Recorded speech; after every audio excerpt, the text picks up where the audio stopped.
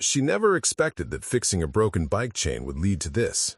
Maya Torres thought she was just helping a stranded rider on a lonely desert highway. But what she didn't know was that the leather-clad stranger wasn't just any biker. He was the road captain of the largest motorcycle club in the Southwest, and the simple act of kindness she showed him that scorching afternoon would set off a chain of events that would change her life forever. Because sometimes, one small gesture of humanity can unite hundreds of souls you've never met.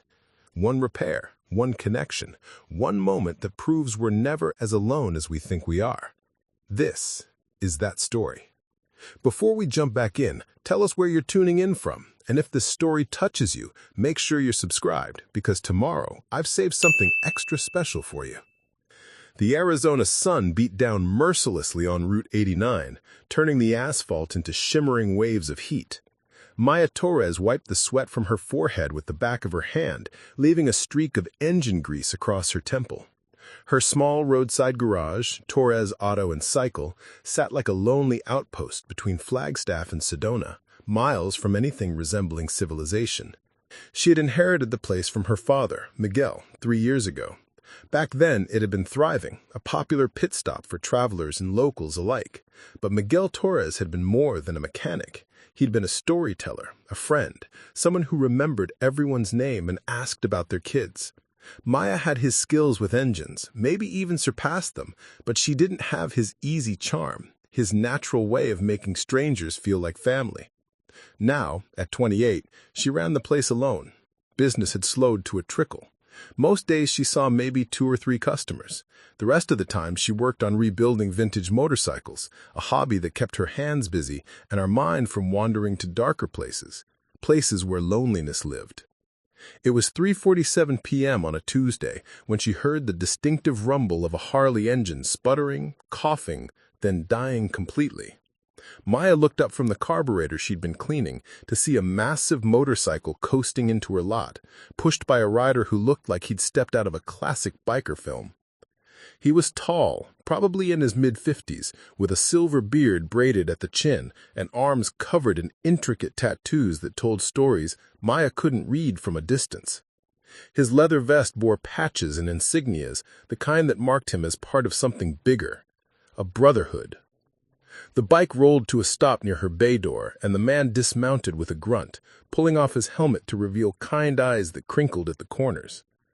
"Afternoon," he called out, his voice gravelly but not unfriendly. "Looks like my girl gave up on me." Maya set down her tools and walked over, wiping her hands on a rag that was probably dirtier than her skin. "What happened?" "She started making a grinding noise about 10 miles back," he explained, crouching beside the rear wheel. "Then she just quit. I'm thinking maybe the chain, but I'm no expert on the newer models." Maya knelt beside him, her practiced eye immediately spotting the problem. The chain had snapped, and from the look of it, it had been wearing thin for a while. Pieces of the broken link had gotten wedged in the sprocket. "Chain's done," she confirmed, "and your sprocket's damaged. You're lucky it didn't lock up completely at speed." The man whistled low. "Lucky's one word for it. Stupid's probably more accurate. I should have replaced it in Albuquerque." He extended a weathered hand. "Name's Jack Sullivan. Jack's fine." Maya Torres. She shook his hand, noting the firm but respectful grip. "I can fix it, but I'll need to order the parts. The sprocket especially, it's not something I keep in stock for this model. Where are you headed?" Jack's face fell slightly. "Phoenix. Gotta be there by Thursday morning. Family thing. My daughter's getting married this weekend." Maya did the mental math. It was Tuesday afternoon. Even if she rushed the parts, they wouldn't arrive until Wednesday evening at the earliest. Installation would take a few hours. "I can have you back on the road by Thursday morning," she said carefully, "but you'd need to stay local. There's a motel about 15 miles back towards Flagstaff."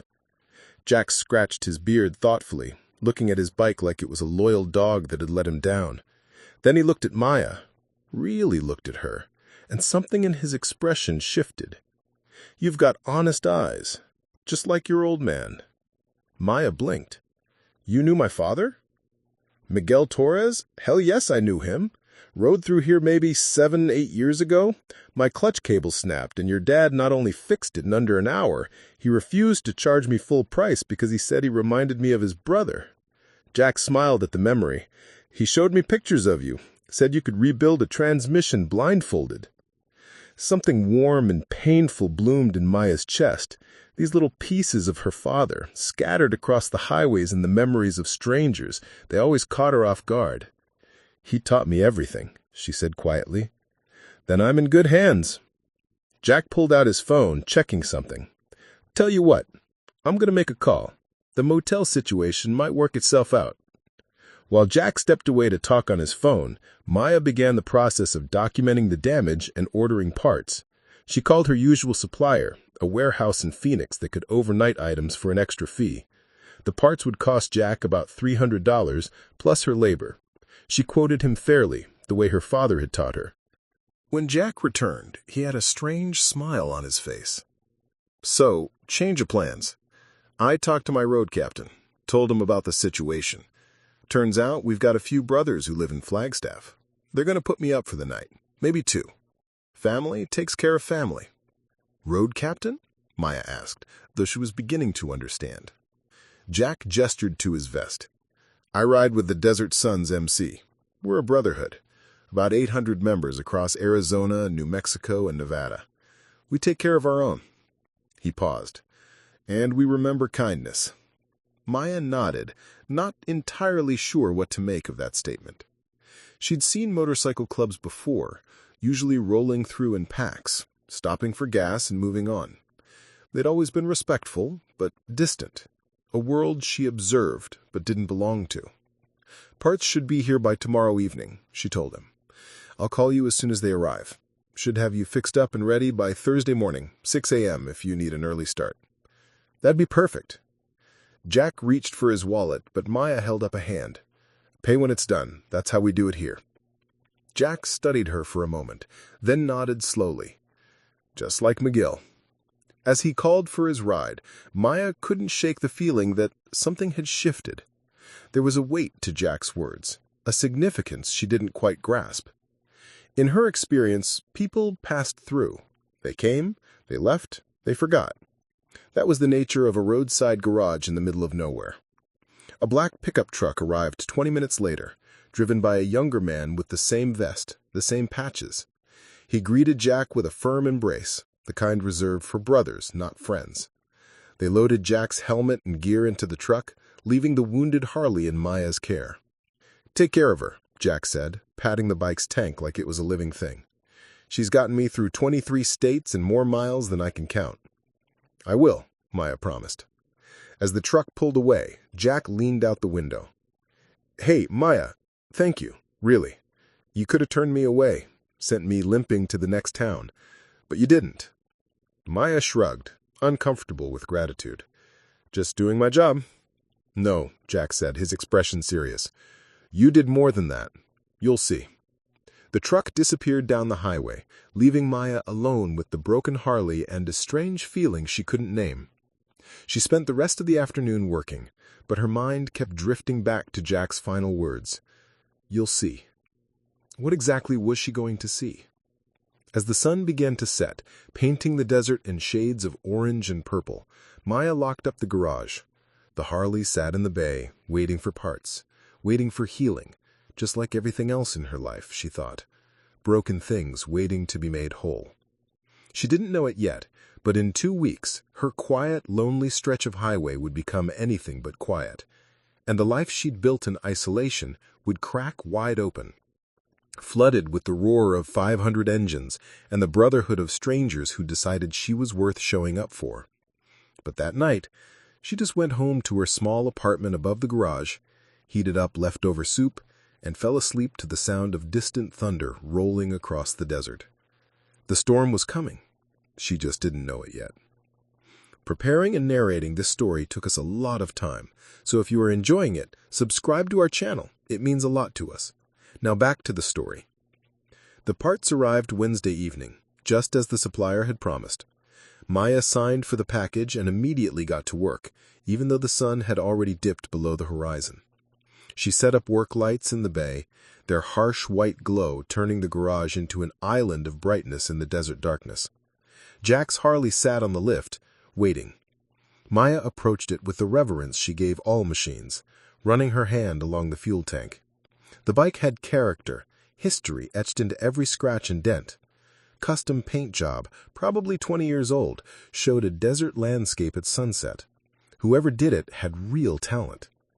She began disassembling the damaged components, laying each piece out in order on a clean shop towel. The broken chain links told the story of neglect, not of the bike, but of a man too busy living life to notice the small deteriorations. The sprocket teeth were worn down on one side, indicating an alignment issue that probably existed for thousands of miles. As she worked, Maya's mind wandered to her father's lessons. Miguel had always said that fixing bikes was easy, but understanding the rider was the art. "Every bike tells you about the person who rides it," he'd say while elbow deep in an engine.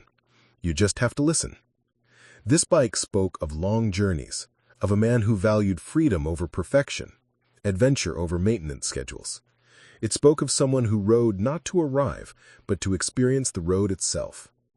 Maya installed the new chain with precision, adjusting the tension exactly to specification. The sprocket took longer, requiring her to realign the rear wheel and recalibrate the belt drive. It was nearly midnight when she finished, but she took the time to clean the entire drive system, oil the chain properly, and check every other component she could access. She texted Jack, "Done. Better than new. You can pick her up any time after 7 a.m. His reply came surprisingly quick for someone she assumed would be asleep. "You're a miracle worker. I'll be there at 8, bringing breakfast." Maya smiled despite herself. She wasn't used to clients who brought anything but complaints and haggling over prices. Morning came too quickly. Maya had barely finished her coffee when she heard the rumble of not one, but 3 motorcycles pulling into her lot. Jack dismounted from the back of one, carrying a large paper bag that smelled like heaven, accompanied by 2 other riders. "Morning," Jack's voice boomed with genuine cheerfulness. "Brought reinforcements? This is Tommy Chen and Marcus Wright, a couple of my brothers from the Flagstaff chapter." Tommy was younger, maybe mid-30s, with kind eyes and an easy smile. Marcus was built like a mountain, with dark skin and silver temples that gave him a distinguished look. Both wore the same vest, the same patches, the same bearing of men who belonged to something larger than themselves. "Heard you saved our brother's bacon," Marcus said, his voice a deep rumble that matched his appearance. "That deserves a proper thank you." "Just doing my job," Maya repeated her standard deflection. But Jack waved it off. "Stop saying that. You stayed late, rushed the parts, probably didn't charge enough." He set the bag on her workbench, pulling out containers from Rose's in Flagstaff. Best in the state. Coffee's in the carrier. Maya found herself accepting the food, too surprised to refuse. When was the last time someone had brought her breakfast? When was the last time anyone had thought to? They ate together in the garage bay, Jack examining his bike with obvious approval. "Look at this," he called to the others. "She didn't just fix it. She detailed the whole drive system. McGill raised her right." "You knew her old man?" Tommy asked, biting into his burrito. "Years back. Good man. Honest mechanic, which is rare as hen's teeth." Jack turned to Maya. "He'd be proud of this place, of you keeping it running." Maya felt that familiar ache, the one that came whenever someone mentioned her father. "It's not the same without him. He had a way with people I just don't have." Marcus laughed, a sound like distant thunder. "You fixed a stranger's bike, stayed late to do it, and charged fare. That's having a way with people, just quieter." They talked while they ate, and Maya found herself relaxing in a way she hadn't in years. These men, covered in leather and tattoos, spoke about family, about responsibility, about the small acts that held communities together. Tommy told her about his daughter's soccer team. Marcus mentioned his wife's upcoming gallery showing. She was a painter. "People see the vests and assume we're all trouble," Jack said, reading something in Maya's expression.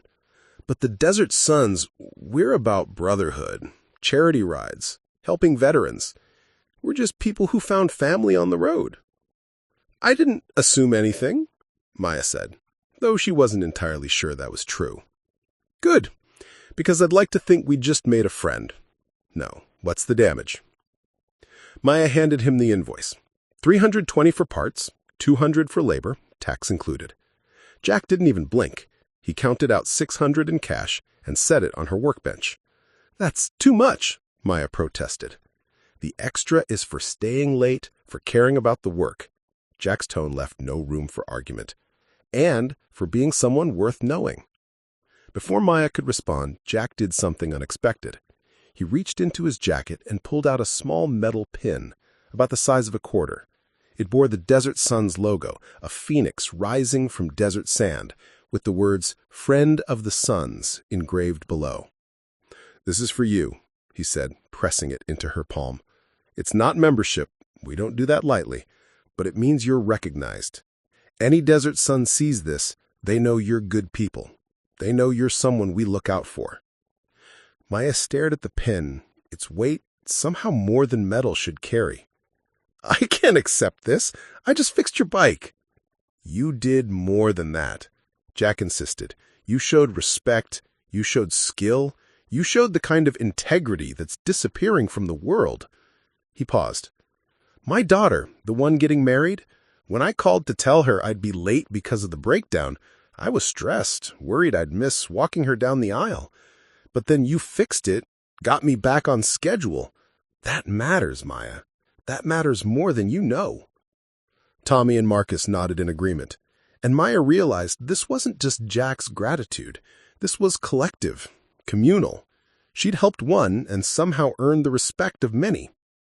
"Besides," Marcus added with a grin, "we take care of people who take care of us. That's just how it works." They mounted their bikes, the engines roaring to life in perfect sequence. Jack's Harley sounded strong, healthy, the chain running smooth and silent. He gave Maya a salute, 2 fingers to his temple, then to his heart. "See you on the road, Maya Torres." They rolled out in formation, 3 bikes moving as one, their thunder echoing off the distant red rocks until they disappeared around a bend. Maya stood in her empty garage, the morning sun now fully risen, the pin still warm in her hand. She looked at it closely, really examined it. The craftsmanship was remarkable, clearly custom-made, probably distributed to very few people. She pinned it to her work jacket, right above the Torres Auto Cycle patch her father had designed 30 years ago. 2 symbols, 2 legacies, somehow fitting together. The rest of the day passed normally. A couple came in with an overheating sedan. A local rancher needed an oil change. Maya worked with her usual focus, but something had shifted. The garage didn't feel quite as lonely. The silence didn't press quite as heavy. That night, as she closed up shop, her phone buzzed. A text from an unknown number. "Jack gave me your info. My Sportster's making a weird clicking noise. Can you take a look next week? Sarah Donovan, Desert Sun's MC." Then another. "Heard you're the real deal. Need a vintage restoration expert. You available? Pete Martinez." And another. Maya stared at her phone as messages rolled in, all from numbers she didn't recognize, all mentioning Jack, the Desert Suns, the pin. Word was spreading through the brotherhood, carried on the wind like desert sand. She didn't know it yet, but she'd just become part of something larger than herself. The invisible threads that connected the Desert Suns across 3 states had extended to include her, a lonely mechanic on a forgotten highway. Her father used to say that the best advertising was work well done and kindness freely given. "Do right by people," Miguel would tell her, "and they'll remember. They'll come back. They'll tell others." Looking at her phone, at the growing list of messages, Maya finally understood. She wasn't alone anymore. She'd been adopted by a family 800 strong, bound not by blood, but by something just as powerful: respect, integrity, and the unspoken code of the road. And this was just the beginning. The following week changed everything. Monday morning, Sarah Donovan arrived on a cherry-red Sportster that clicked with every rotation of the front wheel. She was in her early 40s, with silver streaks in her dark hair and laugh lines that suggested she smiled more than she frowned.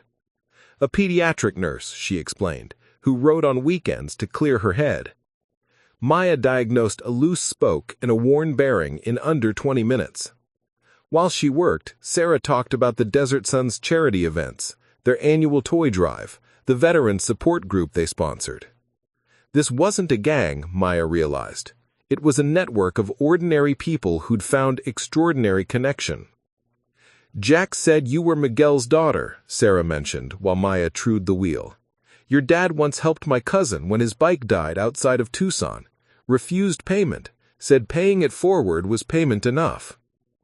Another piece of her father, found in an unexpected place.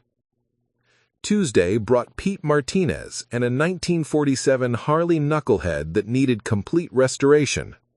Pete was a retired Marine, weathered and quiet, who spoke more with his eyes than his mouth. He'd bought the bike as a project to occupy his hands and mind, but the work had overwhelmed him. He heard you're an artist with vintage machines, Pete said, running a hand over the rusted tank. This was my grandfather's, sat in a barn for 30 years. I want to ride it again. Want to feel what he felt. Maya examined the bike carefully. It would take months, require sourcing rare parts, demand skill she hadn't fully tested. It would be the biggest project she'd undertaken alone. I'll do it, she heard herself say. But it won't be quick and it won't be cheap. Pete's weathered face cracked into a smile. I've got time, and you've got integrity. That's worth paying for. Wednesday, a group of 5 riders rolled in together, their engines creating a symphony that echoed across the desert. They needed various services, minor repairs mostly, but they stayed for hours. They bought drinks from her vending machine, asked about her work, treated her bay like a community gathering space.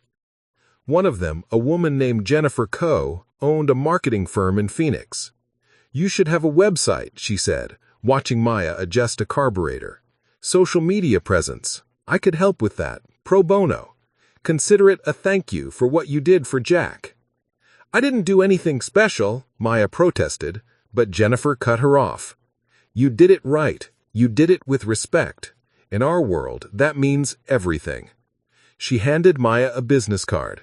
Think about it. The Suns take care of their friends, and you're definitely a friend now. By Friday, Maya's appointment book, which had been essentially empty for months, was filled 2 weeks out. Every slot taken by someone connected to the Desert Suns. Some she'd met, most she hadn't, but they all came with the same reference.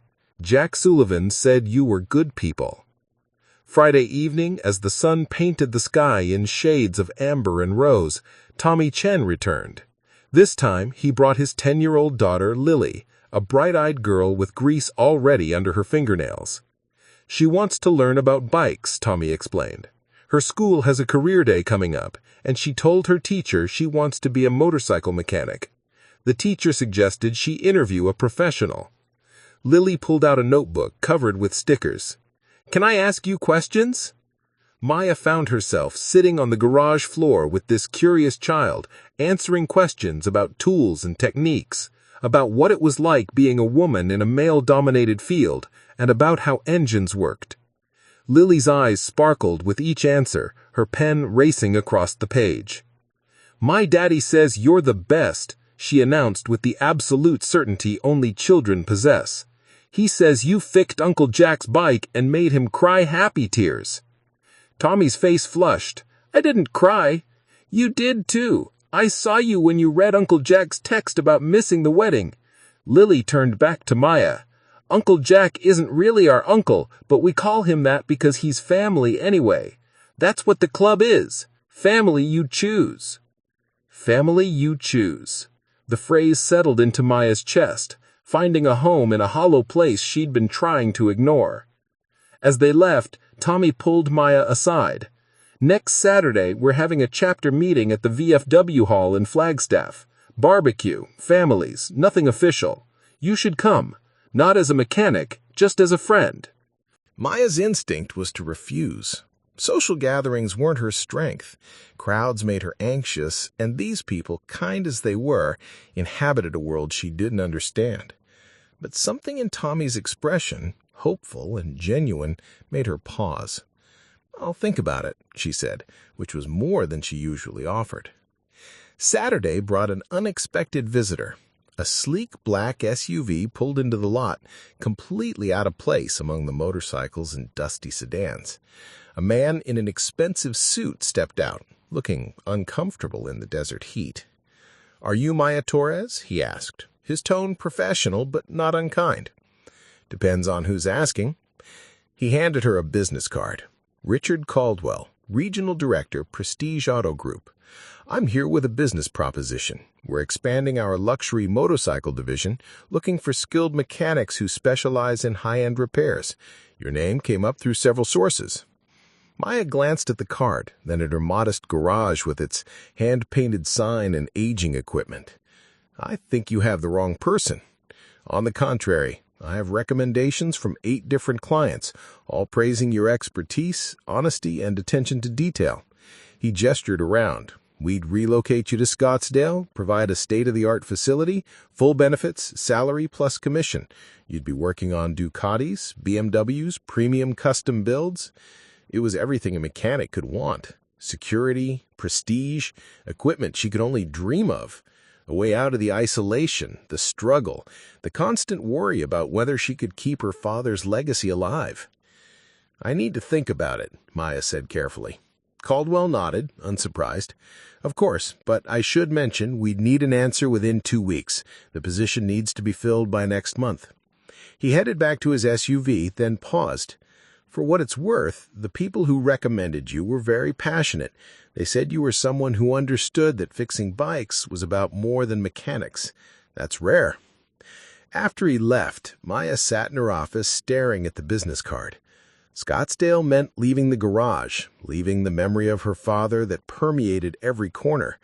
But it also meant stability, growth, a future that didn't involve wondering if she could make rent. Her phone buzzed. A text from Jack. Heard Prestige came sniffing around. "Whatever you decide, you've got family here. Remember that." How had he known? How did information travel so quickly through this network? Sunday, Maya closed the garage and did something she rarely allowed herself. She drove to her father's grave, a small plot in a Flagstaff cemetery overlooking the red rocks he'd loved. She sat on the grass, tracing his name on the headstone. Miguel Torres, beloved father, honest man. "I don't know what to do, Dad," she said to the silence. "You made this look easy. The business, the connections, making people feel like they mattered. I'm just trying to keep the lights on. And now there's this offer and these people, the bikers. They're treating me like I'm something special. But I'm not. I'm just me." The wind whispered through the pines, carrying no answers. "They want me to come to a barbecue, like I'm part of their family. But I don't know how to be part of a family anymore, not since you left." A shadow fell over her, and Maya looked up to find an elderly woman standing nearby, holding flowers. The woman smiled gently. "Talking to them helps," she said. "I talk to my husband every Sunday. Been doing it for 15 years. She gestured to a nearby grave. "He never answers, but somehow I always leave knowing what to do." Maya watched the woman place flowers on her husband's grave, whisper something private, then walk away. Alone, but not somehow lonely. Connected to something that death couldn't sever. As the sun began to set, painting the sky in the colors of bruises and healing, Maya stood. She didn't have answers, but she had a decision to make. The corporate job in Scottsdale, or the uncertain future with a garage on a lonely highway and a growing connection to people who rode motorcycles and called each other family. She placed her hand on her father's headstone one last time. "I think you know what you'd say," she whispered. "You'd tell me that money isn't everything, that community matters, that the right people are worth more than the right opportunity." She drove back to her garage as twilight settled over the desert. The Friend of the Sun's badge cut the last rays of sunlight from where she'd mounted it on her office wall next to her father's photograph. Her phone showed 7 unread messages, all from Desert Suns members, all about bikes that needed work, all treating her like she'd been part of their world forever. Maya pulled out Richard Caldwell's card and Jennifer Coe's card, setting them side by side on her desk. 2 futures, 2 paths, 1 choice. But deep down she already knew which one felt like home. The corporate dream, or the family she was just beginning to understand. The decision was closer than she realized. Saturday arrived with clear skies and a nervous flutter in her stomach that no amount of coffee could settle. She'd accepted Tommy's invitation, though she'd changed her mind at least a dozen times throughout the week. Now, standing in front of her closet, she realized she had no idea what one wore to a motorcycle club barbecue. She settled for jeans and a plain black t-shirt, practical and unremarkable. At the last minute, she pinned the Friend of the Sun's badge to her collar. If she was going to do this, she might as well commit. The VFW hall sat on the outskirts of Flagstaff, a modest building with a large parking lot that was already filled with motorcycles when Maya arrived at 2 o'clock. Dozens of them, arranged in neat rows, their chrome gleaming in the afternoon sun. The rumble of conversation and laughter drifted from the back of the building, along with the smell of grilling meat. Maya's hands tightened on her steering wheel. She could still leave. No one had seen her yet. She could text Tommy some excuse, go back to her empty apartment, spend Saturday the way she spent every Saturday, alone. But then she saw Lily, Tommy's daughter, running between the bikes with 2 other children, their laughter piercing and pure. The girl spotted Maya's truck and waved frantically, jumping up and down. Too late to run now. Maya got out and was immediately engulfed by Lily's enthusiastic hug. "You came! Daddy said you might not, but I knew you would. Come on, everyone's in the back." The girl grabbed Maya's hand and pulled her around the building. The backyard opened into a scene that shouldn't have surprised Maya, but did. Families everywhere, kids playing cornhole, adults clustered around picnic tables, a massive grill sending up smoke signals.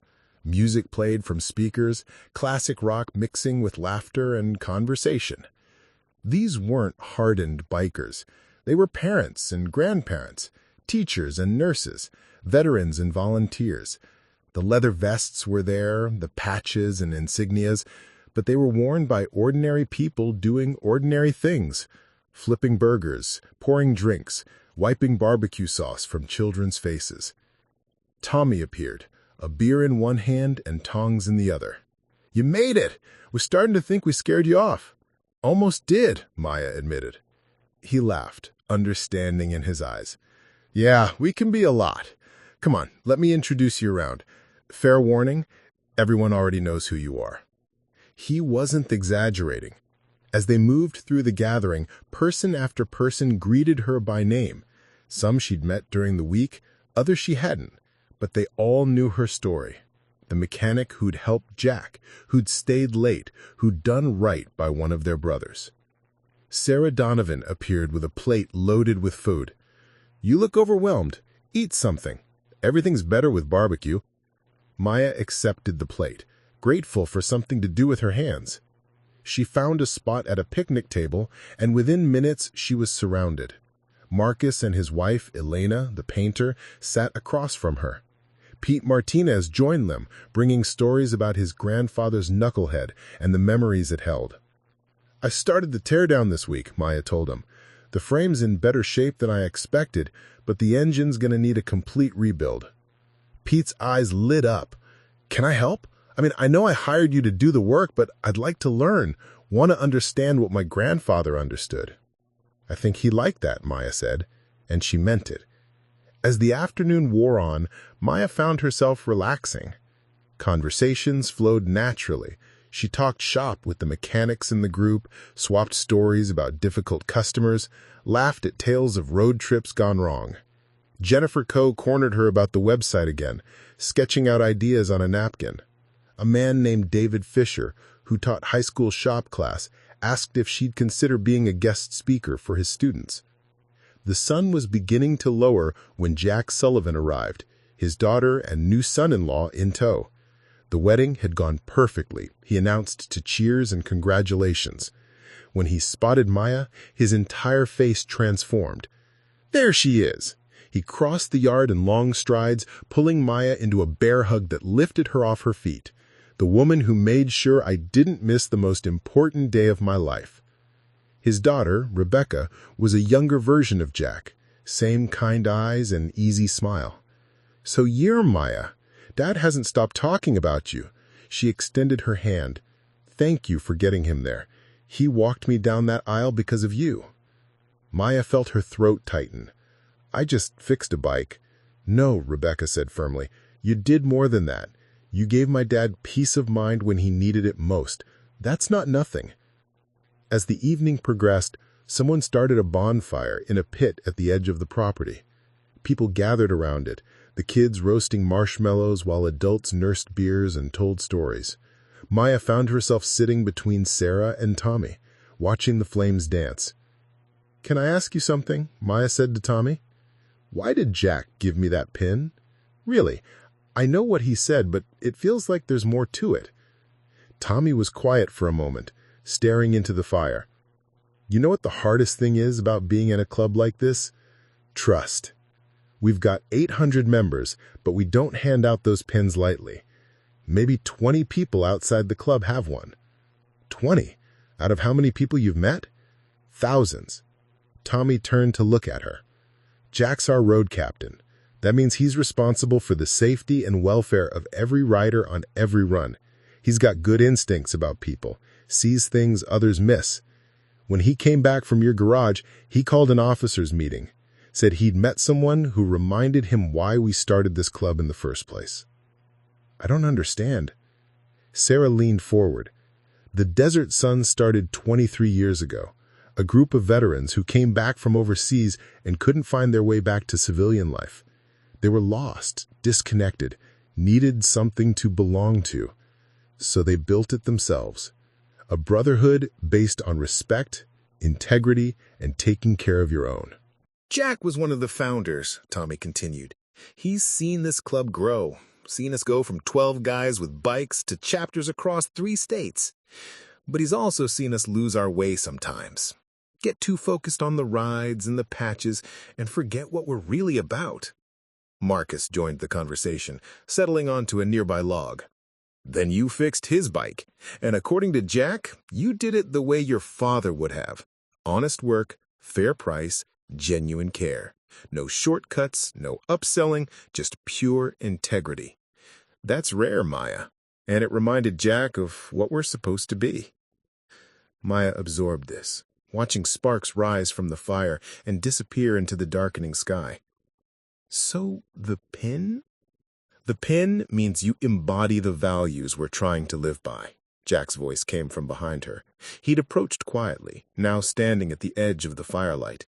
It means when we look at you, we see the best version of ourselves.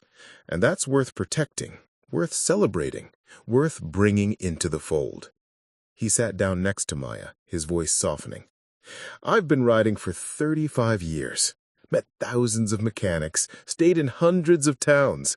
Most people see the vest and either kiss up because they want our money or treat us like criminals because they watch too many movies. You just saw a man with a broken bike and fixed it. No judgment, no assumptions, just human decency. That's just basic respect, Maya protested. Exactly, Jack smiled. Basic respect is becoming extraordinary.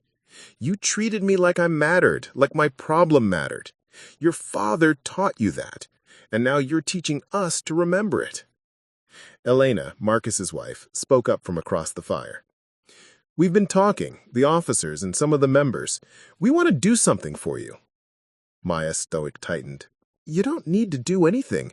You've already given me more business than I can handle. Not business, Jennifer Coe said, appearing from the shadows. Support. You're trying to keep your father's legacy alive in a garage that's barely breaking even. We want to help. Before Maya could protest, Jennifer continued. I've been looking at your books, the public information anyway. You're skilled enough to command premium prices, but you're charging 1985 rates. Your equipment is outdated, your marketing is non-existent. You're one bad month away from losing everything your father built. The truth of it stung, sharp and undeniable. We want to invest in you, Marcus said. Not take over, not change who you are, just give you the tools to succeed. Updated equipment, proper marketing, maybe expand the garage so you can take on more work. We've got members who are contractors, electricians, web designers. We can help you build something sustainable. Maya's mind reeled. Why would you do this? Jack's answer was simple. Because you're family now, and family takes care of family. The fire crackled, sending up another shower of sparks. Around the circle, faces watched Maya with varying expressions, but all of them held the same thing: acceptance. They weren't asking her to change, to become someone she wasn't. They were offering to help her become more fully herself. There's one condition, Tommy added. You have to accept that you deserve this, that you're worth investing in. Can you do that? Maya looked around the circle, at these people who'd been strangers 2 weeks ago and now sat offering her everything she needed, but had been too proud or too scared to ask for. She thought of her father, of his belief that good work and kindness would come back around. She thought of the corporate offer still sitting on her desk, the safe choice, the logical choice. Then she thought of Lily's excitement about becoming a mechanic, of Pete's desire to connect with his grandfather's memory, of Jack's tears when he talked about walking Rebecca down the aisle. She thought of the pin on her collar, small and metal, but carrying the weight of belonging. I don't know how to be part of something like this, she said honestly. I've been alone for so long. Sarah reached over and squeezed her hand. Then it's time to learn. We're pretty good teachers. Maya felt something crack open inside her chest, a dam she'd built after her father died, after the loneliness had become her constant companion. Behind it, a flood of emotion she'd been holding back, grief and hope, and the terrifying possibility that maybe, just maybe, she didn't have to do this alone anymore. Okay, she whispered. Okay. The circle erupted in smiles and nods. Jack raised his beer in a toast. To Maya Torres, the newest member of the Desert Sons family. May her garage thrive and her wrenches never strip. Laughter and echoes of "hear, hear" filled the night air. As the gathering eventually wound down and people began to leave, Maya helped clean up, feeling lighter than she had in years. She was loading trash bags when Jack approached one last time. There's something else, he said. 2 weeks from now, we're having our annual state rally. All chapters, all members. Usually draws about 500-600 riders. We gather in different places each year, big celebration of the brotherhood. Sounds amazing, Maya said, genuinely meaning it. Jack's smile turned mysterious. This year, we're bringing it to you. Maya froze. What? The rally. We're holding it at your garage. Well, near it. We've already got permits for the public land adjacent to your property. 500 Desert Sons, their families, coming to celebrate the brotherhood and to celebrate you. Maya, I can't. That's too much. It's already decided. Officers voted unanimously. His expression softened. You gave me my daughter's wedding. Let us give you this. Let us show you what family looks like when it shows up. Maya stood in the parking lot, watching taillights disappear into the night, trying to process what she just agreed to. In 2 weeks, 500 motorcycles would descend on her lonely stretch of highway. Her quiet, isolated world was about to get very, very loud. And for the first time in 3 years, that didn't terrify her. It felt like coming home. Monday morning arrived with a problem Maya hadn't anticipated. She couldn't focus on work. Her mind kept drifting to Jack's announcement. 500 riders at her garage in less than 2 weeks. She was tightening the bolts on a Kawasaki when her phone rang. Jennifer Coe, the marketing specialist. So, about this rally, Jennifer said without preamble. We need to talk logistics. Do you have an hour? An hour turned into 3. Jennifer arrived with her laptop, a notepad, and enough energy to power a small city. She spread everything across Maya's desk, creating organized chaos.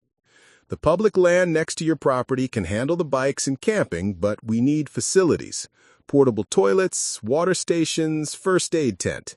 The club's covering costs, but we need your approval on locations. Jennifer pulled up satellite images of the area. We're also setting up a stage here for the speeches and live music. Food trucks will line this access road. Maya stared at the images. This is really happening. This is absolutely happening, and it's going to be incredible. Jennifer's fingers flew across her keyboard. But here's the thing. We want to showcase your garage, too. Give people tours if you're comfortable. Maybe set up a demonstration area where you show some basic maintenance techniques. The club wants people to see why we believe in you. The weight of expectation settled on Maya's shoulders. What if I disappoint them? Jennifer stopped typing and looked up. Maya, you fixed a bike. You were kind to a stranger. You did honest work for fair pay. That's literally all anyone expects from you. Just be yourself. After Jennifer left, Maya walked through her garage with new eyes. The place was functional, but worn. Oil stains on the concrete floor that no amount of scrubbing would remove. Tools that had been her father's, some older than she was. The hand-painted sign outside that was fading in the desert sun. This was what 500 people would see. This was what they'd judge her by. Her phone buzzed. Marcus. Got a crew ready to help clean up the garage this weekend. Elena wants to paint a mural on your back wall if you're interested. No pressure. Then Tommy. Lily made you something for the rally. She's very excited. Also, I'm bringing my smoker. Feeding 500 people is what I do best. Then Sarah. Need help organizing anything? I'm good at herding chaos. Also bringing my first aid supplies, just in case. The messages kept coming, each one an offer of help, each one a reminder that she wasn't doing this alone. But instead of comfort, Maya felt the creeping sensation of inadequacy. These people had faith in her, had built her into something she wasn't sure she could be. Wednesday brought an unwelcome visitor. Richard Caldwell from Prestige Auto Group returned, his SUV somehow looking absurdly out of place. Miss Torres, he greeted, his suit somehow remaining crisp despite the heat. I wanted to check in. Have you had time to consider our offer? Maya had been so consumed with the rally that she'd barely thought about Scottsdale. The corporate job, the state-of-the-art facility, the security, it was still there, still waiting. I'm still thinking, she said, which wasn't entirely a lie. Caldwell glanced around the garage, his expression carefully neutral. I heard through the grapevine that you've become quite popular with a certain motorcycle club. That's good for business short-term, but I'd encourage you to think long-term. Clubs like that can be unpredictable. Today they love you, tomorrow they move on to someone else. His words found the crack in her confidence and wedged it wider. Our offer stands for another week. After that, we'll need to look at other candidates. I hope you'll make the right choice. He handed her a folder. Updated contract, signing bonus included. Just think about it. After he left, Maya opened the folder. The numbers were staggering. More money than her garage made in a year, offered as a signing bonus alone. Benefits, retirement, stability, everything practical and sensible. She thought about what Caldwell had said. Clubs like that can be unpredictable. Was he right? Had she gotten swept up in something that wouldn't last? These people barely knew her. What happened when the novelty wore off, when they realized she was just a mechanic struggling to keep her father's failing business alive? That evening, Maya sat in her apartment, the contract on one side of her table, her father's old pocket watch on the other. Miguel had carried it every day, a gift from his own father. She wound it carefully, listening to the steady tick. Her phone rang. Jack Sullivan. "Hey, Maya, just checking in. You've been quiet. Everything okay?" "I don't know if I can do this, Jack. The rally, all these people coming. What if I'm not what you think I am? What if I let everyone down?" Silence on the other end. Then Jack's measured response. "Can I come by? This conversation needs to be face-to-face." 20 minutes later, Jack sat across from Maya in her small living room, his large frame somehow fitting into her modest space. He brought coffee from a local shop, remembering she took it black. "Tell me what's really going on," he said. Maya told him everything. The corporate offer, Caldwell's warnings about the unpredictability of clubs, her fears that she was a disappointment waiting to happen. The words tumbled out. 3 years of loneliness and self-doubt finally finding voice. Jack listened without interrupting. When she finished, he set down his coffee and leaned forward. "You know what I see when I look at you?" he asked. "I see someone who's been carrying the weight of the world alone and doing a damn good job of it. Your father's legacy, this business, your own grief. You've been holding all of it by yourself because you thought you had to. I did have to. There was no one else." "But there is now," Jack's voice was gentle but firm. "That's what you're really scared of, isn't it? Not disappointing us. You're scared of accepting that you don't have to be alone anymore."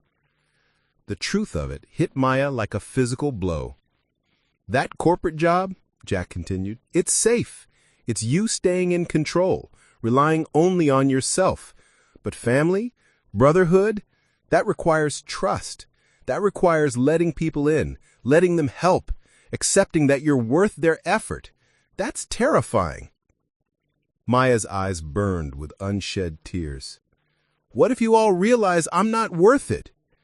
"What if we already know you are and you're the only one who doesn't see it?" Jack countered.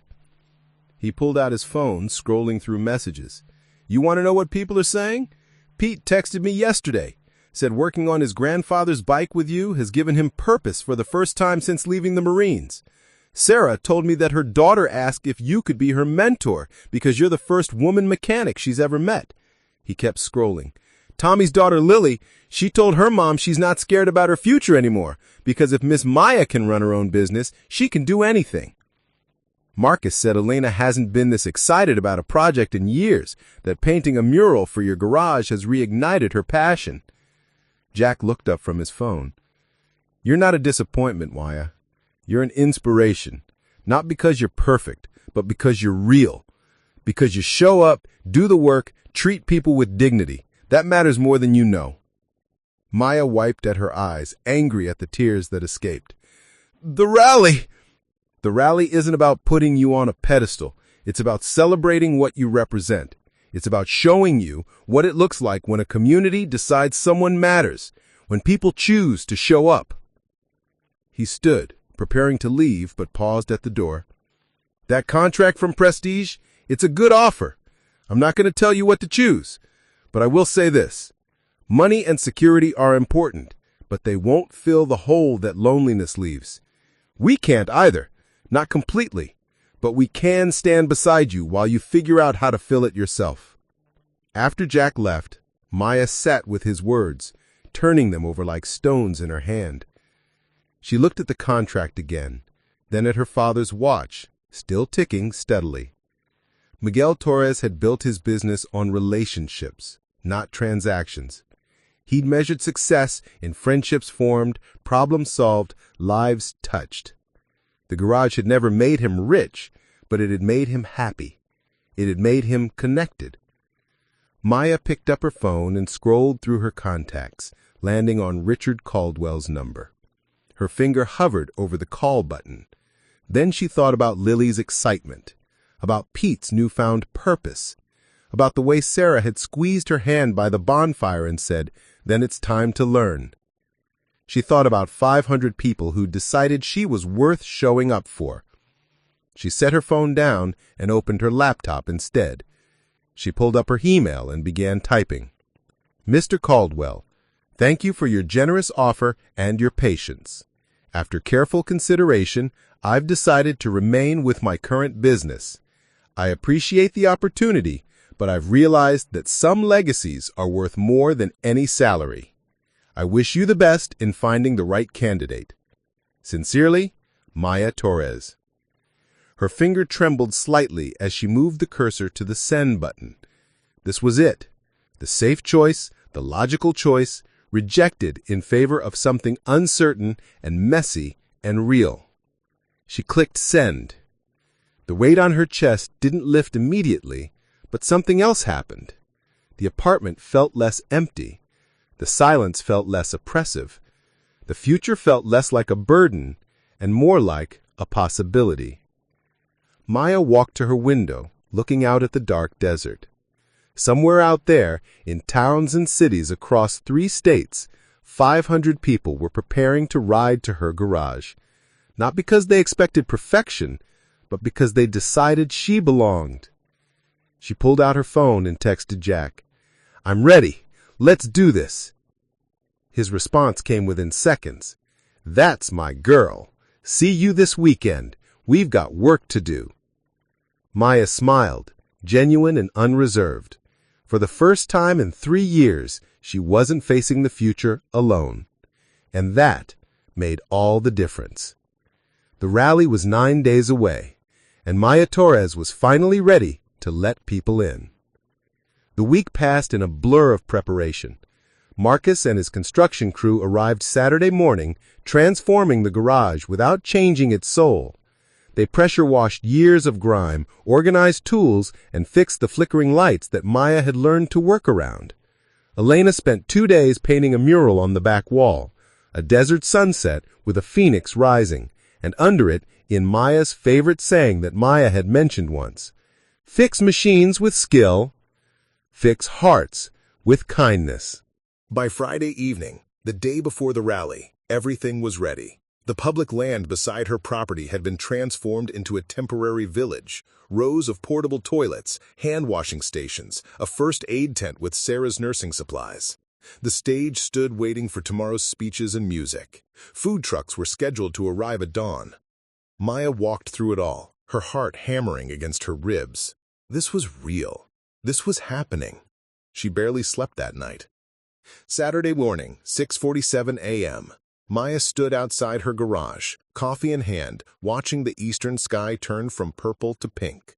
The desert was silent except for the wind and her own breathing. Then, in the distance, she heard it. A sound that started as a whisper and grew into a rumble, into a roar, into thunder that shook the ground beneath her feet. They were coming. The first group appeared on the horizon, 20 bikes in tight formation, their engines creating a symphony that echoed off the red rocks. Jack led them, his silver beard catching the morning light. They pulled into the lot, parking with military precision. But they didn't stop coming. Another group crested the hill, then another, and another. The rumble became constant, overwhelming, magnificent. Motorcycles of every make and model, riders of every age and background, all wearing the desert sun's patches, all heading to the same destination, Maya's garage. By 8 a.m., the highway was a river of chrome and leather. By 9 a.m., every available space was filled with motorcycles parked in perfect rows. Riders dismounted, stretched, embraced fellow members they hadn't seen in months. Families set up camping chairs. Children ran between the bikes, their laughter mixing with the cooling tick of engines. Maya stood frozen, unable to process the scale of what she was witnessing. Hundreds of people, hundreds, all here because of a bike chain she'd fixed 2 weeks ago. Jack found her standing near the garage entrance, her face pale with shock. "You okay?" he asked gently. I knew you said 500, but seeing it," she gestured helplessly at the sea of people. 537, actually, Tommy said, walking up with Lily on his shoulders. "We had members drive in from Nevada and New Mexico. Some rode 16 hours straight to be here." "Why?" Maya's voice cracked. "Why would they do that?" Lily leaned down from her father's shoulders, her small hands on Maya's cheeks. "Because you're special, silly. Daddy told me. You reminded everyone what's important." Throughout the morning, Maya was pulled into the celebration despite her overwhelm. Members approached her constantly, introducing themselves, thanking her for things she didn't remember doing. A man from Las Cruces whose daughter she'd inspired through Sarah's nursing stories. A woman from Reno who'd heard about her integrity and wanted to meet someone who still believed in fair dealing. A veteran from Phoenix who said Jack's story about her had given him hope that good people still existed. Each conversation was brief, genuine, and added another layer to Maya's understanding. This wasn't about hero worship. It was about representation. She'd become a symbol of values the club held dear, a living reminder of what they aspired to be. At noon, the official program began. Jack took the stage, his voice booming across the crowd without needing a microphone, though one was provided. Brothers, sisters, family, welcome to the Desert Sun's annual rally. The crowd erupted in cheers, engines revving in celebration. This year is special. We're not gathered at a fairground or a park. We're here, on this stretch of highway, at this garage, because of one woman who reminded us all why we started this brotherhood. He gestured to Maya, who stood frozen at the edge of the crowd. Maya Torres, get up here. Every face turned to her. 537 pairs of eyes. Maya's legs felt like water, but hands gently pushed her forward, encouraging, supporting. She climbed the stage on trembling legs. Jack put an arm around her shoulders, steadying her. 2 weeks ago, I broke down on this highway. My chain snapped, my sprocket was damaged, and I was missing my daughter's wedding.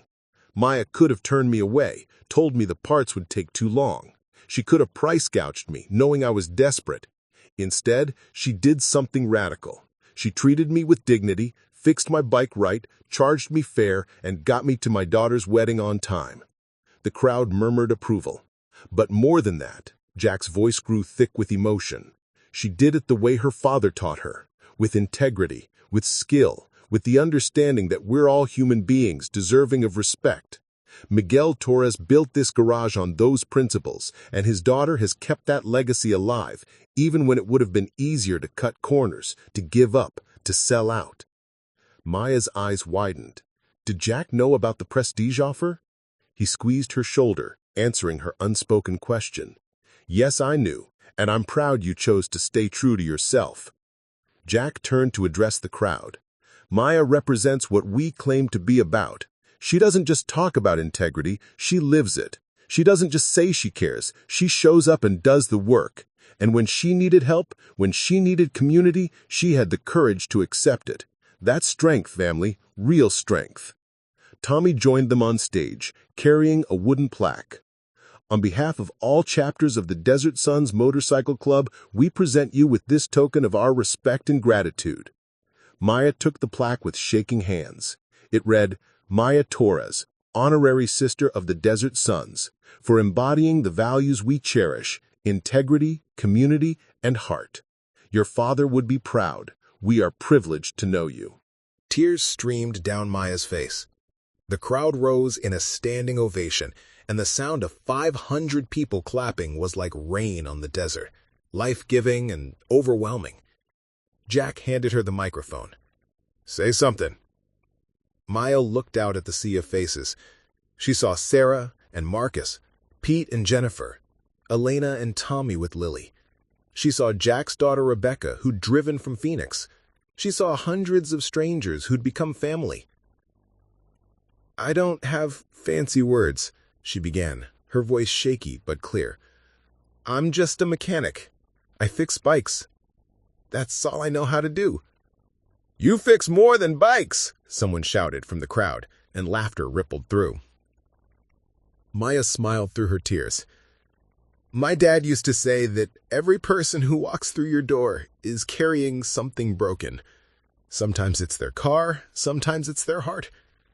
He taught me that the way you treat people matters more than how fast you can turn a wrench.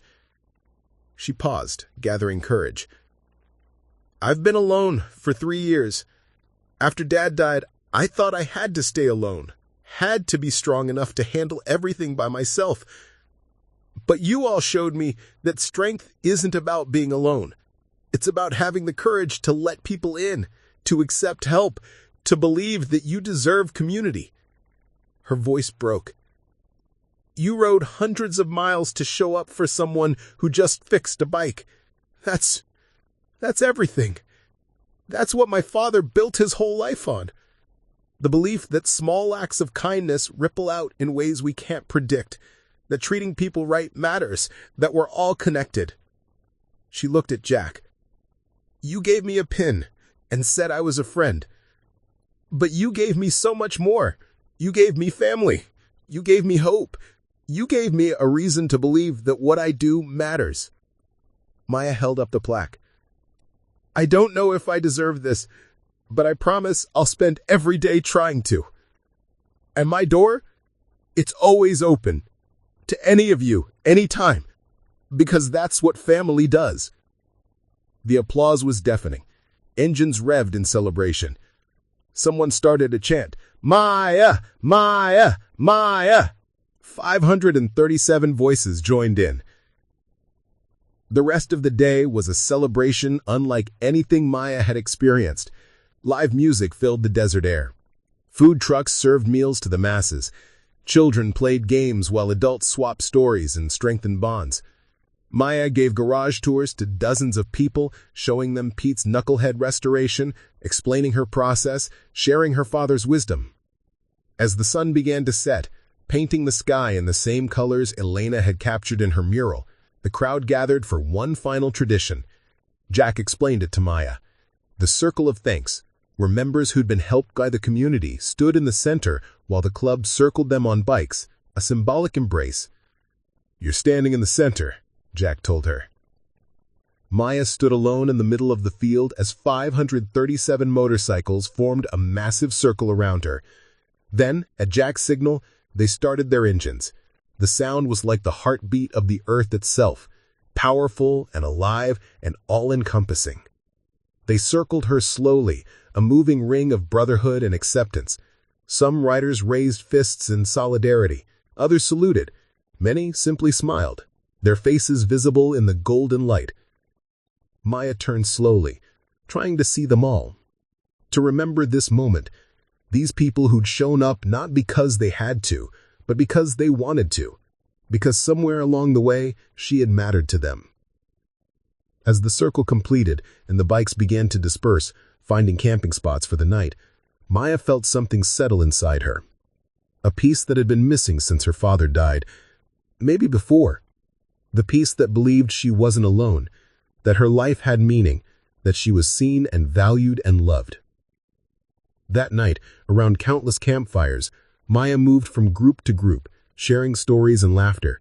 She sat with Pete and discussed engine rebuilds. She played cards with Sarah and a group of nurses who rode on weekends. She listened to Marcus and Elena talk about art and passion. She watched Lily sleep in Tommy's arms, exhausted from a perfect day. Near midnight, Jack found her sitting alone for a moment, staring at the stars.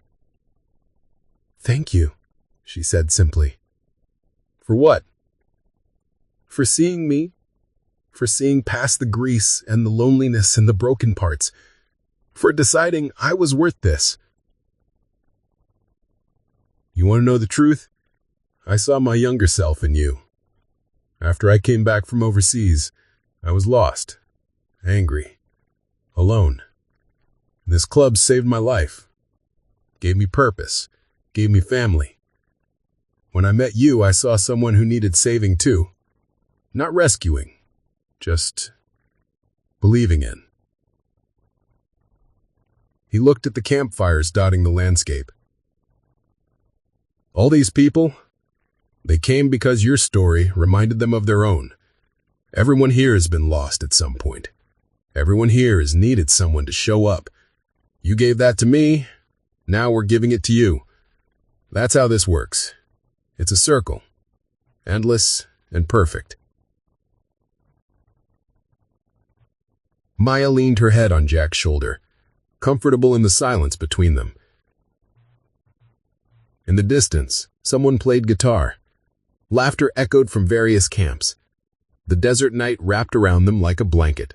The next morning, as the sun rose on Sunday, the riders began to depart. But it wasn't a mass exodus. They left in small groups, each one stopping by Maya's garage to say goodbye, to exchange contact information, to promise they'd be back. Jack was among the last to leave. Before mounting his bike, he pulled Maya into a long hug. "You changed my life," he said. "You changed mine," she replied. "Even?" "Even." He rode away, Rebecca on the back of his bike, both of them waving until they disappeared around the bend. By noon, the highway was quiet again. The temporary village was dismantled, leaving barely a trace. But Maya's garage stood transformed, not in structure, but in spirit. The mural glowed in the sunlight, fresh paint brightened the trim, and inside, on the wall of her office, hung the plaque surrounded by photographs from the rally. Maya stood in the center of her garage, breathing in the smell of oil and possibility.